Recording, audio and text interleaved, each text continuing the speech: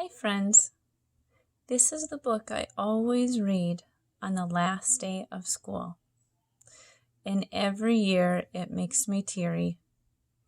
It's called Miss Rumphius, Stories and Pictures by Barbara Cooney. I hope you enjoy it with me.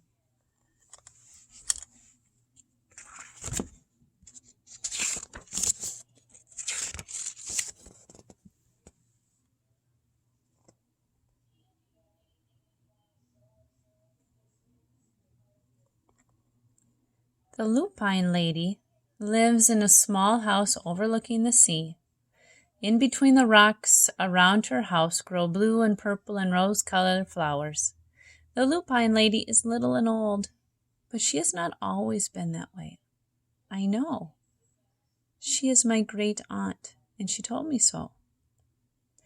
Once upon a time, she was a little girl named Alice, who lived in a city by the sea. And from the front stoop, she could see the wharves and the bristling masts of tall ships. Many years ago, her grandfather had come to America on a large sailing ship.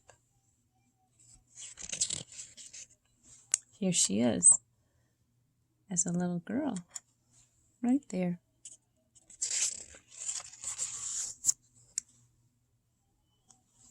Now he worked in the shop at the bottom of the house, making figureheads for prows of ships and carving Indians out of wood to put in the front of cigar stores. For Alice's grandfather was an artist, and he painted pictures, too, of sailing ships and places across the sea. When he was very busy, Alice helped put in the skies. There's Alice.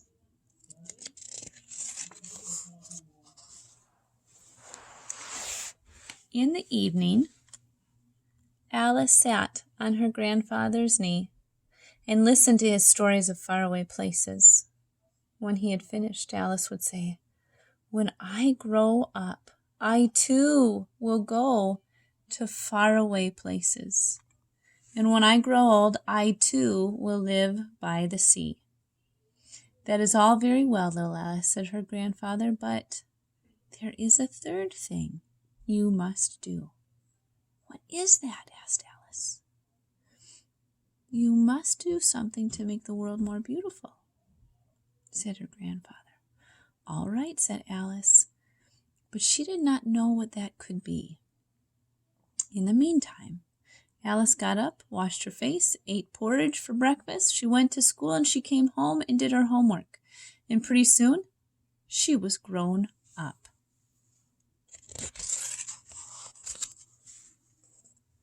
There's Alice, all grown up. Then my great-aunt Alice set out to do 3 things she had told her grandfather she was going to do. She left home and went to live in a city far from the sea and the salt air. And there she worked in a library, dusting books and keeping them from getting mixed up and helping people find the ones they wanted. Some of the books told her about faraway places. People called her Miss Rumphius now.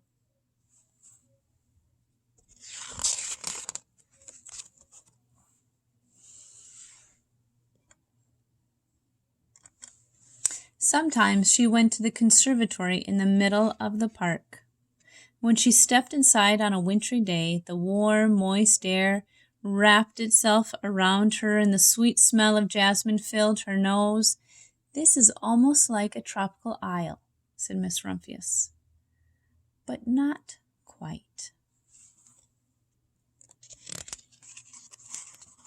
So, Miss Rumphius went to a real tropical island, where people kept cockatoos and monkeys as pets. She walked on long beaches, picking up beautiful shells, and one day she met the Bapa Raha, king of a fishing village. "You must be tired," he said. "Come and rest. Come into my house and rest." So Miss Rumphius went in and met the Bapa Raha's wife. The Bapa Raha himself fetched a coconut, cut a slice off the top so that Miss Rumphius could drink the coconut water inside.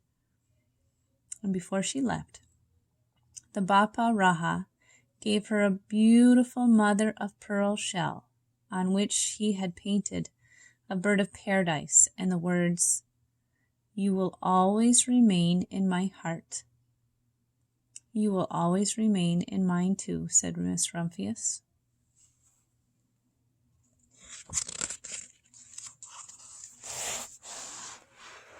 My great-aunt Alice, Miss Alice Rumphius, climbed tall mountains where the snow never melted.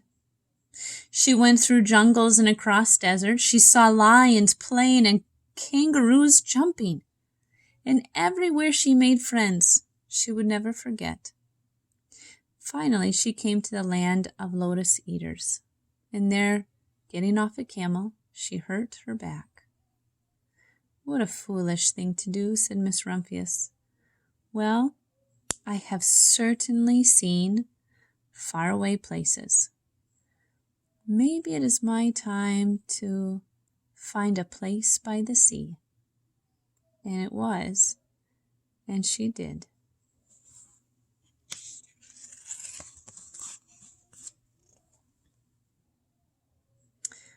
From the porch of her new house, Miss Rumphius watched the sun come up. She watched it cross the heavens and sparkle on the water, and she saw it set in glory in the evening. She started a little garden among the rocks that surrounded her house, and she planted a few flower seeds in the stony ground. Miss Rumphius was almost perfectly happy. But there was still one more thing that she had to do. She said, "I have to do something to make the world more beautiful." But what? The world already is so pretty, she thought. She looked over the ocean.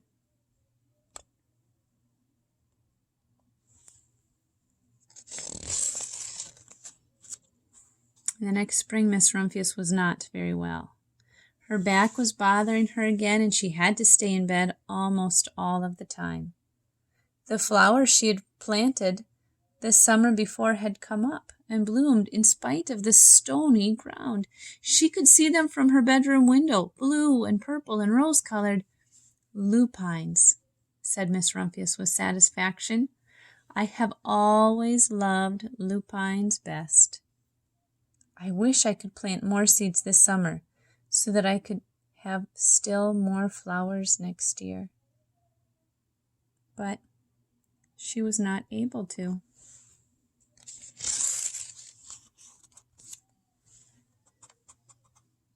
After a hard winter, spring came, and Miss Rumphius was feeling much better. Now she could take walks again. One afternoon she started to go up and over the hill where she had not been in a long time. "I don't believe it," she cried when she got to the top. For there on the other side of the hill was a large patch of blue and purple and rose-colored lupines.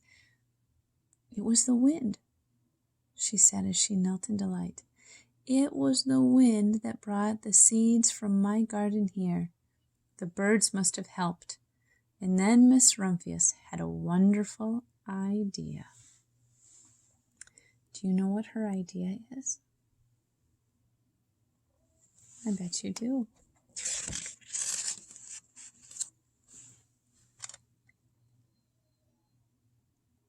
She hurried home and got out her seed catalogs. She set off to the very best seed house for 5 bushels of lupine seed. All that summer, Miss Rumphius, her pockets full of seeds, wandered over fields and headlands sowing lupines. She scattered seeds along the highways and down the country lanes. She flung handfuls of them around the schoolhouse and back of the church. She tossed them into the hollows and along stone walls. Her back didn't hurt any more at all. And now some people called her that crazy old lady.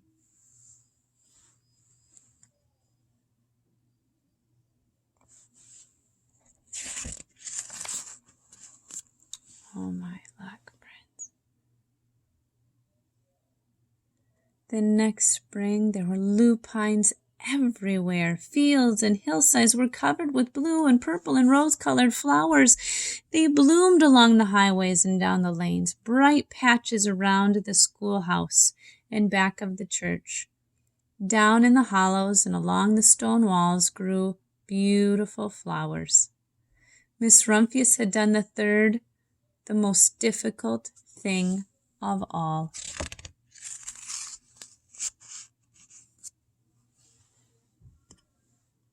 My great-aunt Alice, Miss Rumphius, is very old now. Her hair is very white. Every year there are more and more lupines, and now they call her the Lupine Lady. Sometimes my friends stand with me outside her gate, curious to see the old lady who planted the fields of lupines. And when she invites us, they come slowly. They think that she is the oldest woman in the world. Often she tells us stories of the faraway places. When I grow up, I tell her, I too will go to faraway places and come home to live by the sea. That is all very well, little Alice, said my aunt. But there is a third thing that you must do. What is it? I asked. You must do something to make the world more beautiful. All right, I say. But I do not know yet what that can be.